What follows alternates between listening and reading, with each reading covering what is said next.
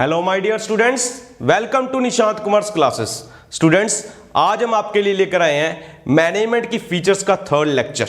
तो इससे पहले स्टूडेंट हमने अपने मैंने आपको 2 लेक्चर्स बताए हैं फीचर्स ऑफ मैनेजमेंट के, उसमें हमने 7 फीचर्स के बारे में ऑलरेडी डिस्कशन कर ली थी। आज चलते हैं 8th फीचर की ओर। मैनेजमेंट की और कौन सी कुछ विशेषताएं हैं देखिए। 8th फीचर क्या है स्टूडेंट?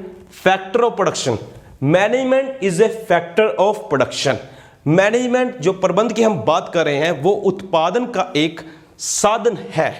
मतलब जैसे लैंड, लेबर, कैपिटल, ये हमारे प्रोडक्शन के फैक्टर्स हैं, बिल्कुल उसी प्रकार मैनेजमेंट भी एक प्रोडक्शन का साधन है, फैक्टर है। तो देखिए स्टूडेंट्स, इसे कैसे एक्सप्लेन करेंगे। Just as land, labour, capital are the factors of production, similarly management is also a factor of production. इन सभी प्रकार जैसे कि लैंड, लेबर और कैपिटल की बात की, इन सभी रिसोर्सेज की तरह मैनेजमेंट भी एक रिसोर्स है, मैनेजमेंट भी एक साधन है, मैनेजमेंट भी एक फैक्टर है जिसके कारण प्रोडक्शन पॉसिबल है। अगर हम बात करें स्टूडेंट, सिंपल सी बात कि अगर आपने लैंड, लेबर और कैपिटल का अरेंजमेंट कर लिया बट वहां पर मैनेजमेंट नहीं थी, क्या आपको लगता है कि प्रॉपर तरीके से आप काम कर पाएंगे? आप कहेंगे नहीं। तो इसीलिए कहा जाता है कि मैनेजमेंट क्या करती है, मैनेजमेंट रिसोर्सेज को कोऑर्डिनेट करती है, गोल्स को अचीव करने में हमारी हेल्प करती है। तो इसीलिए इसे फैक्टर ऑफ प्रोडक्शन कहा गया है। तो देखिए मैंने आगे क्या लिखा, विच इज रिक्वायर्ड। ये मैनेजमेंट क्यों रिक्वायर्ड है हमारे लिए? टू कोऑर्डिनेट अदर फैक्टर्स, ताकि ये जो मैंने बात की लैंड, लेबर और कैपिटल, इन सभी अदर फैक्टर्स को कोऑर्डिनेट किया जा सके, मतलब इनमें तालमेल बिठाया जा सके। किस लिए? For achieving the common goals, ताकि हम अपने जो कॉमन ऑब्जेक्टिव्स हमने तय किए बिजनेस के, उसे हम प्राप्त कर सके। तो स्टूडेंट, इसके अलावा हम क्या लिख सकते हैं? आपको पता होगा स्टूडेंट्स, मैनेजमेंट की 6 M's होती है। कौन कौन सी?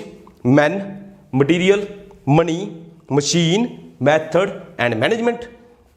इन 6 M में से हम अगर मैनेजमेंट निकाल दें तो आउटपुट 0 होगा स्टूडेंट्स। क्यों?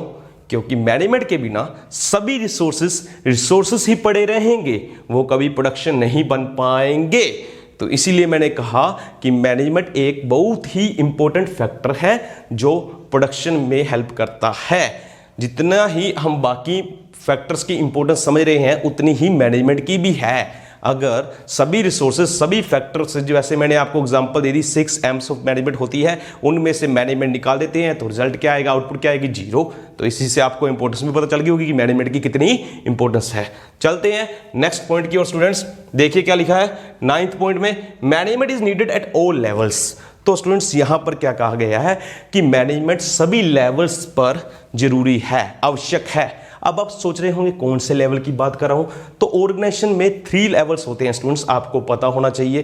पहला level top level, second middle level और थर्ड लेवल लोअर लेवल।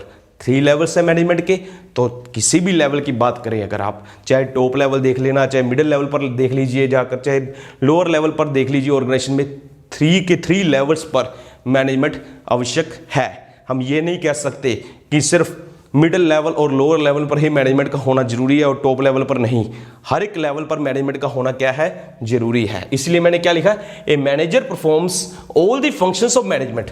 एक मैनेजर, एक प्रबंधक सभी तरह के प्रबंध की कार्य करता है, weather he is operating eight, चाहे वो किसी भी लेवल पर काम कर रहा है, जैसे कि चाहे वो टॉप लेवल पर काम कर रहा है, चाहे मिडिल लेवल पर, और चाहे वो लोअर लेवल पर काम कर रहा है। तो स्टूडेंट्स, आप सोच रहे होंगे ये लेवल बनाए गए हैं टॉप, मिडिल और लोअर, तो अगर सभी पर प्रबंध की कार्य जरूरी है, planning, organising, staffing, directing, coordinating व कंट्रोलिंग वगैरह की हम बात कर रहे हैं, तो इन लेवल्स में क्या डिफरेंस हुआ? तो स्टूडेंट्स, ये एक हायरार्की बनी हुई है कि सबसे पहले ऊपर क्या आएगा? टॉप लेवल, फिर क्या आएगा? मिडिल लेवल, फिर क्या आएगा? Lower level. हाँ, प्रबंध के जो कार्य है या प्रबंध की मैनेजमेंट की हम बात कर रहे हैं, सभी लेवल्स पर आवश्यक है, परंतु उनमें कुछ डिफरेंस है। वो क्या डिफरेंस है? The only difference is of nature and scope of authority. जो नेचर काम की बात करें और स्कोप की बात करें अथॉरिटी की, उनका डिफरेंस है। जैसे अथॉरिटी सबसे ज़्यादा कहाँ पर होगी? टॉप लेवल के पास सबसे ज़्यादा अथॉरिटी है।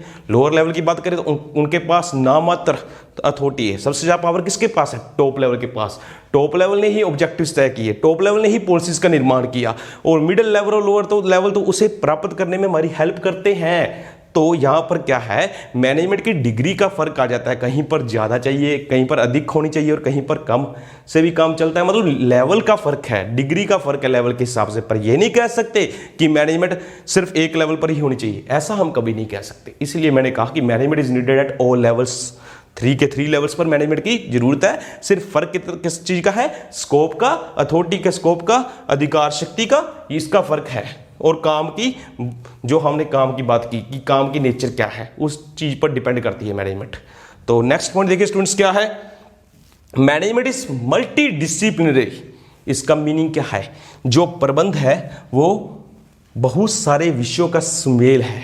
अब यहां पर जो डिसिप्लिन वर्ड है वो अनुशासन के लिए वर्ड यूज नहीं किया, मल्टी डिसिप्लिनरी अप्रोच जो मैं बात कर रहा हूं जिस चीज की, इसका मीनिंग क्या है, सब्जेक्ट्स की बात हो रही है कि ये एक अलग से सब्जेक्ट बन चुका है, अलग से मैनेजमेंट एक ब्रांच बन चुकी है नॉलेज की, अलग से फील्ड ऑफ स्टडी बन चुकी है, या अलग से एक डिसिप्लिन हम कह सकते हैं, विषय कह सकते हैं, अलग से एक विषय के तौर पर बन गया है जिसे स्कूल या कॉलेज में भी टीच किया जाता है। तो इसे क्या एक्सप्लेन करेंगे, देखिए students, management has grown up as a separate field of study. वही बात की ना, एक अलग से फील्ड बन गई है स्टडी की, ज्ञान का अलग से भंडार बन गया है। इट इन्वॉल्व्स, तो आप सोच रहे होंगे इसमें किस चीज की हम स्टडी करते हैं, it involves the study of human behaviour. तो यहां पर यह बात ध्यान में रखनी थी स्टूडेंट्स कि हम इसमें किस चीज की स्टडी करें, ह्यूमन बिहेवियर की, जो मनुष्य का बिहेवियर है। आपको पता होगा हर एक ह्यूमन बीइंग की जो नेचर है वो दूसरे पर्सन से बिल्कुल डिफरेंट होगी। वो सभी के अपने अपने टैलेंट है, वो सभी का अपना अपना नॉलेज का लेवल है, सभी की अपनी अपनी इंटरेस्ट है, मतलब रुचि है काम में। किसी को किसी काम में इंटरेस्ट होता है, किसी को किसी काम में इंटरेस्ट होता है। कोई बड़ी जल्दी मान जाता है काम करने के लिए, किसी को ज़बरदस्ती मनाना पड़ता है। मतलब क्या है, हर एक का नेचर अलग अलग है। तो हमने क्या करना होता है मैनेजमेंट में, हम क्या करते हैं, दूसरों से काम करवाने की कला है। हमने बार बार ये पढ़ा। तो दूसरों से काम कराना इतना आसान नहीं है स्टूडेंट्स। तो इसके लिए भी हमें क्या करना पड़ता है, उसकी साइकोलॉजी समझनी पड़ती है, उसके मन में क्या चल रहा है, उसे हम कैसे मोटिवेट कर सकते हैं। किसी के लिए हम पॉजिटिव मोटिवेशन वर्ड यूज करते हैं, किसी को हम नेगेटिव मोटिवेट करते हैं। तो स्टूडेंट्स ये क्या हुआ, डिफरेंट अप्रोचेस। तो इसके लिए क्या करना पड़ता है, ह्यूमन बिहेवियर की स्टडी। तो इसीलिए कहा कि मैनेजमेंट क्या है, मैनेजमेंट में क्या करना है, जब हम सोशल बीइंग्स, सोशल स्टडी कर रहे हैं, ह्यूमन बीइंग्स के साथ स्टडी कर रहे हैं, तो वो आसान नहीं है। इसीलिए एक सेपरेट फील्ड बना दी गई है मैनेजमेंट में, जिसमें जो प्रिंसिपल्स बनाए गए हैं वो कई विषयों से ले गए हैं। देखिए आगे बताते हैं, it is a multi disciplinary approach. इसे क्यों कहा गया है कि बहु विषयों का सुमेल है, क्योंकि because most of the principles, क्योंकि इसके बहुत सारे जो सिद्धांत है, प्रिंसिपल्स है, have been develop from the subjects, दूसरे सब्जेक्ट्स में से ले गए हैं। जैसे कि इकोनॉमिक्स की बात करें, अर्थशास्त्र जिसे हम कहते हैं, सोशियोलॉजी, साइकोलॉजी एटसेट्रा, इन सभी विषयों से कुछ ना कुछ प्रिंसिपल्स लिए गए हैं ताकि हम ह्यूमन बीइंग्स की साइकोलॉजी समझ सकें और उसे अपने तरीके से मोटिवेट करके उनसे काम लिया जा सके। तो उम्मीद करते हैं स्टूडेंट्स आपको आज के ये 3 फीचर्स समझ में आ गए होंगे जो मैंने आपको बता दिए हैं।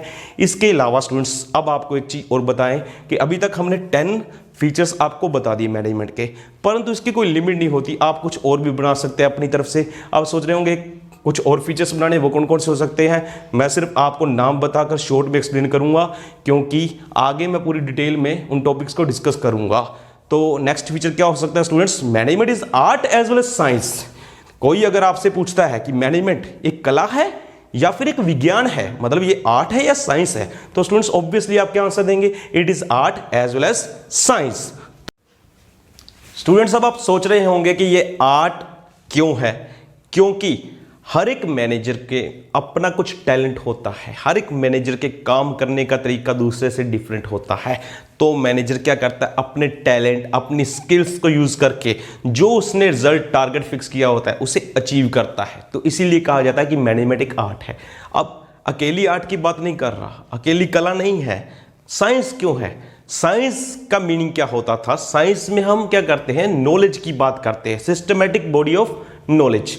तो मैनेजमेंट के अपने कुछ प्रिंसिपल्स हैं जो कि फादर ऑफ मैनेजमेंट जिसे हम कहते हैं हेनरी फ्योल, उन्होंने 14 प्रिंसिपल्स दिए थे मैनेजमेंट के, जैसे कि division of work, unity of command, unity of direction, discipline. ये सभी रियल लाइफ में यूज होते हैं, हर एक जगह पर, हर एक फील्ड में अप्लाई किए जाते हैं।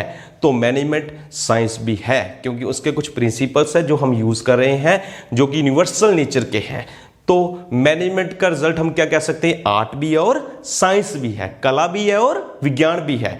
तो नेक्स्ट फीचर क्या लिख सकेंगे स्टूडेंट्स आप, management is a social process.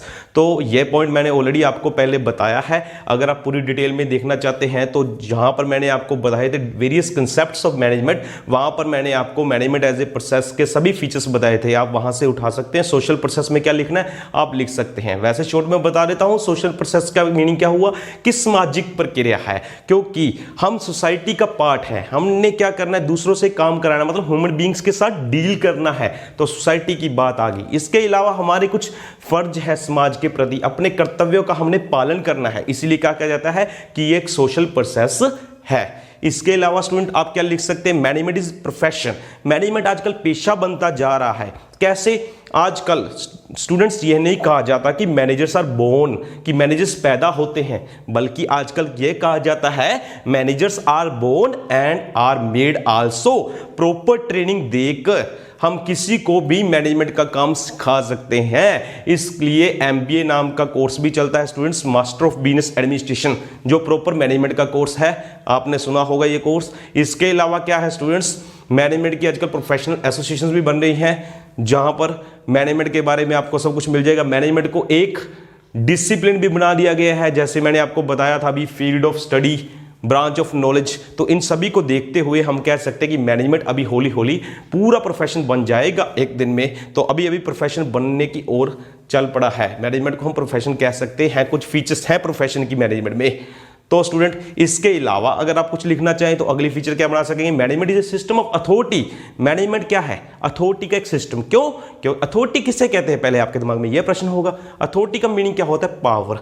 तो मैनेजर अकेला सब काम नहीं कर सकता, वो अपने काम को डेलीगेट करता है, अपनी पावर्स को कुछ बांटता है आगे, डेलीगेट करता है अपना वर्क दूसरों को, अपने सबॉर्डिनेट्स को, उनको कहता है कि आपने ऐसे काम करना है, क्योंकि अकेला सब कुछ एक व्यक्ति नहीं कर पाएगा।